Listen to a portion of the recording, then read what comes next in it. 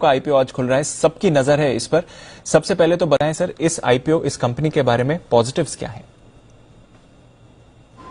देखिए, अपनी तरह की पहली और यूनिक कंपनियां जो लिस्ट होने जा रही है, स्टार्टअप टाइप की कंपनियां, यूनिकॉर्न्स जिसे हम कहते हैं, वो अभी तक हिंदुस्तान में बहुत लिस्ट हुई नहीं है। एक आध कोई हुई होगी तो मुझे पता नहीं। मेरे हिसाब से ये पहली कंपनी है जो स्टार्टअप के तौर पर अब लिस्ट होने जा रही। तो यूनिक बिजनेस मॉडल है।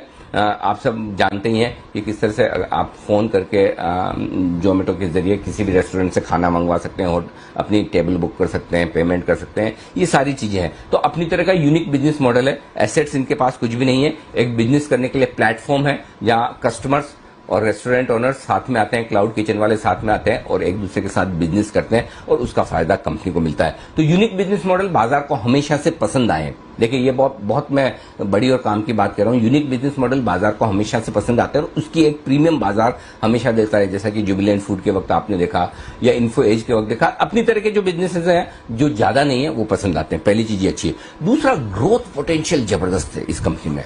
देखिए दीप, जो लोग इंटरनेट यूज करते हैं दुनिया में, चाइना में देखिए 38%, चाइना में करीबन 53% लोग ऐसे हैं इंटरनेट यूज करने वाले जो खाने पीने का ऑर्डर ऑनलाइन करते हैं। अमेरिका में 38% करते हैं। हमारे यहाँ मुश्किल से 7-8% है। यानी कि धीमे धीमे हमारी भी आदतें उस तरफ जा रही कि जहां बजाय होटल में जाके खाएं, एक फोन पर ऑर्डर किया, जोमेटो स्विगी वाले लेकर आ गए, आराम से एंजॉय कर रहे हैं। तो ये ग्रोथ पोटेंशियल जबरदस्त है इस कंपनी में।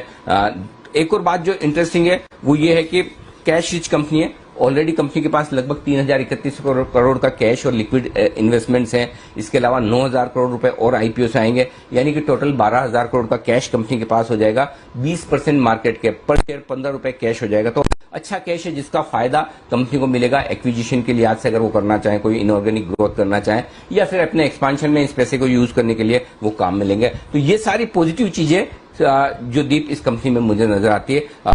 और एक ब्रांड है, नाम है जोमेटो का, वो तो आप और हम सब जानते ही हैं। बिल्कुल सर, तो ब्रांड है, इजीली आइडेंटिफाइबल है और पहली ऐसी कंपनी है जो लिस्ट होने जा रही है। तो ये तो रहे पॉजिटिव्स, बट कुछ नेगेटिव्स भी हैं सर इसके बारे में जो सामने आते हैं? कुछ नहीं, बहुत सारे हैं जी।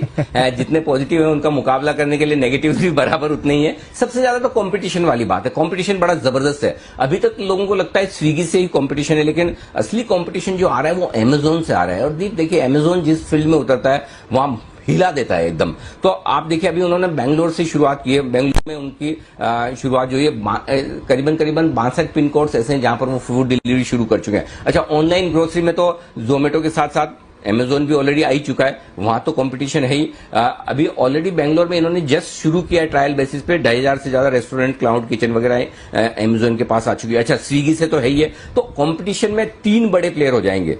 2 तो ही है, स्विगी और जोमेटो, और अमेजोन आ गया तो अमेजोन भारी भरकम है, हाथी है। तो उससे लड़ना आसान काम नहीं। मैं ये नहीं कह रहा कि नहीं लड़ पाएंगे, लड़ेंगे। इनकी भी अपनी स्ट्रेटेजी है, पुराना मॉडल है तो उसका फायदा मिलेगा, लेकिन कंपटीशन बड़ा तगड़ा मिलने वाला है। दूसरा ये कि जो कंपनी के लॉसेस कम हुए हैं इस बार, पहली चीज तो ये, हाँ, एक और बड़ा नेगेटिव है कि अभी तक कंपनी मुनाफे में आई नहीं है, वो मैं विस्तार से आगे बात करूंगा। लेकिन जो लॉस कम हुए वो सिर्फ एक वजह से कम हुए कि इन्होंने एड एक्सपेंसेस अपने वो बहुत घटाए। पिछले साल 1338 करोड़ खर्च किए थे ये विज्ञापनों पे, इस साल खाली 527 करोड़ खर्च किए, तो वहीं से पैसा बचा है। लेकिन वही बात है कि इस कंपटीशन वाले जमाने में आप कब तक एड एक्सपेंसेस नीचे रखेंगे। रख पाए तो अच्छी बात है, ये मैनेजमेंट बताएगा तो समझ में आएगा।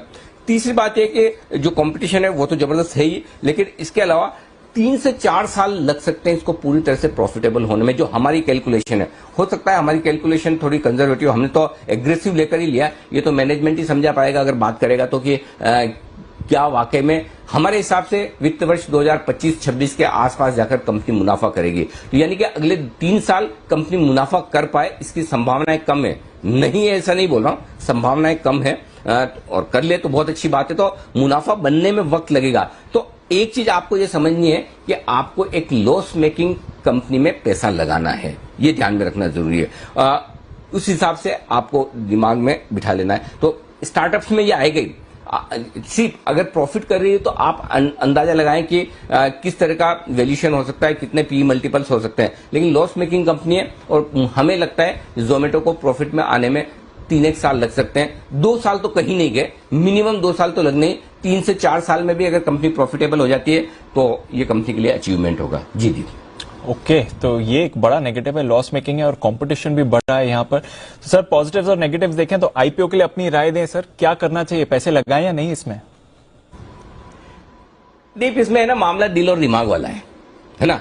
अगर आप दिल की सुनेंगे तो लगेगा अरे जोमेटो बड़ा नाम है, इंटरेस्टिंग है, बढ़िया बिजनेस मॉडल है, अपनी तरह का यूनिक है, इस तरह के स्टॉक्स हमेशा बाजार को पसंद आए, लगाना चाहिए पैसा।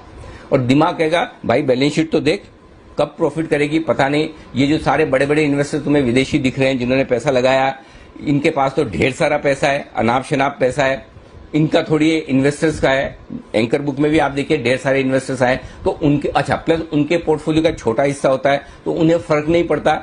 एक आध कंपनी में पैसा नहीं भी बना बहुत ज्यादा तो भी चलता है, और बन गया तो लॉटरी लग जाएगी। तो वो दिमाग से आप जाएंगे ना कि 3 साल बाद प्रॉफिटेबल होगी तो क्या लगाना चाहिए, 2 साल बाद प्रॉफिटेबल होगी तो लगाना चाहिए, तो दिमाग का इस्तेमाल करेंगे तो लगा नहीं पाएंगे। तो इस दिल और दिमाग की कश्मकश में मेरी राय यह है दीप कि जो इन्वेस्टर रिस्क लेने की ताकत रखते हैं, लॉन्ग टर्म का विजन रखते हैं, वो छोटा एक इन्वेस्टमेंट कर सकते हैं। अपनी तरह का यूनिक इन्वेस्टमेंट है, करने में हर्ज नहीं है। लेकिन आप अनाप शनाप रिटर्न की उम्मीद कर रहे हैं, देखिए वैल्यूएशन सस्टेन नहीं है इस तरह के आईपीओ के। जो मैंने चूंकि प्रॉफिट तो है नहीं, आपको बाकी पैरामीटर पर इसको कैलकुलेट करना है। जो भी नए जमाने के अलग तरह के इंटरनेट बेस्ड बिजनेस है या ई कॉमर्स बिजनेस है, उसके मुकाबले में देखेंगे तो सस्ता नहीं है। पहला, इंटरनेशनली भी हमने जो प्लेयर्स हैं जहां पर ऑनलाइन फूड डिलीवरी होती है, उनको हमने कंपेयर करके देखा है, उसके मुकाबले में भी जोमेटो सस्ता नहीं है। तो ऐसे में अगर आप ये सोचते हैं कि जोमेटो का जितना बड़ा नाम है उतने ही बड़े लिस्टिंग गेन मिल जाएंगे, तो आपको मायूसी होगी। बड़ा लिस्टिंग गेन नहीं मिल सकता।